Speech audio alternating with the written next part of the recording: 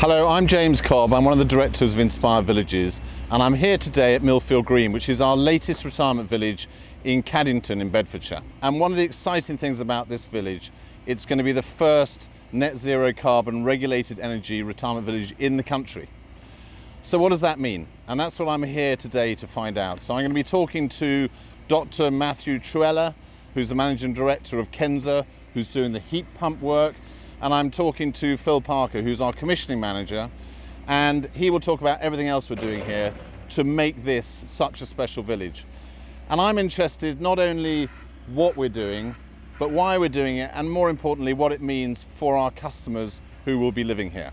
So let's go and have a look. So I'm now here with Dr. Matthew Trewhella, the managing director of Kensa, who is the leading ground source heat pump specialist in the UK. And I'm going to start with the basic question. Okay, what is carbon and why does it matter? Okay, when we talk about carbon, we actually mean carbon dioxide, which is a gas. And carbon dioxide is a greenhouse gas. That means it traps energy from the sun. So sunlight comes in, warms the earth. The carbon dioxide keeps that energy and it causes the earth to warm up. But I can see quite a few of these pipes sticking out of the ground, which look quite innocuous. What are you doing here, and what's underneath here, and what's going on? This is a borehole.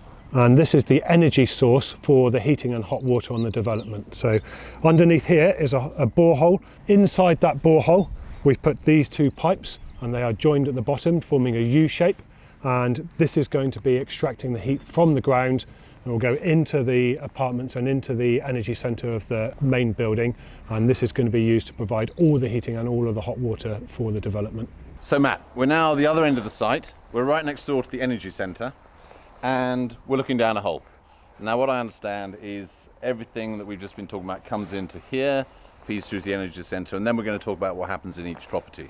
Yeah, that's right, yeah. So the boreholes we saw earlier, on this part of the site, they've been connected together into this manifold.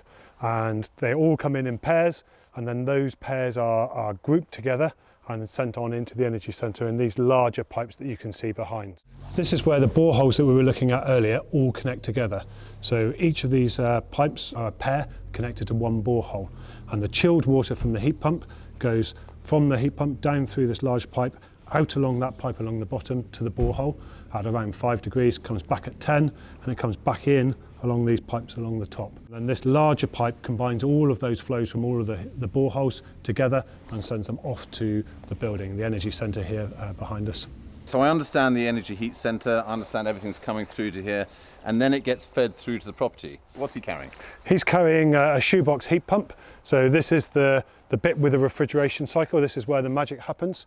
And on this side here, this connects onto the ground, and you've got a pair of pipes here taking that 10-degree water from the ground, chilling it and sending it back at 5 degrees. The waste heat, if you like, from chilling that water ends up over this side of the heat pump, where you've got another pair of pipes, and that connects off to your heating system and your hot water. But I'm most interested in what it means for our customers. So this is, and our residents, this is what's in the property, just it. I mean, much smaller than a normal boiler, quieter, less to go wrong. Yeah, so this just sits on the floor of the airing cupboard.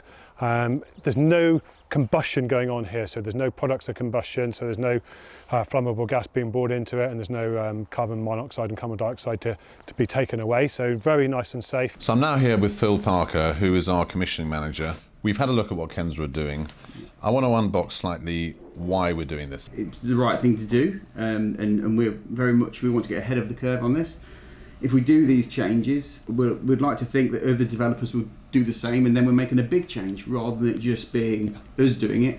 The whole industry starts to do it, and then we're making a real big impact. We talk about net zero carbon, regulated energy, and we've seen what Kensa are doing. We're doing lots of other things as well. So can you explain what it means, first of all? The regulated energy is the energy that's measurable. It's the energy required to heat a property, to produce hot water for a property. It's all, you can calculate it. What Kensa does is it really reduces the load on the system. So we're having a much lower amount of energy required to heat these properties and also to produce hot water for these properties. What it means for our customers and our residents. So how does it benefit them? With the fabric uplift, it's reduced the consumption for each property. That reduction in consumption means that any energy that's purchased to heat that is a lower amount of energy that's required to heat their property. So less exposure to a volatile utility market. Yep. Brilliant. More predictable for our residents. That would be an assumption. Also cleaner air. Without a doubt, cleaner air, yeah. So because we're getting ahead of the game and we're doing this now, I presume with regulation coming in, inevitably, if we hadn't done it, we would have had to retrofit and upgrade with all the inconvenience that would cause for residents. Is that right? Yeah, we've tried to capture this by going all electric. We could be fitting gas boilers at the moment, but we've chosen not to go down that road because, again, exactly what you just said, we don't want to be adding things in major upheavals at a later date. It's get ahead of the curve, start to drive this change. This, as I said at the beginning, fits in with the fact that we are a socially responsible company.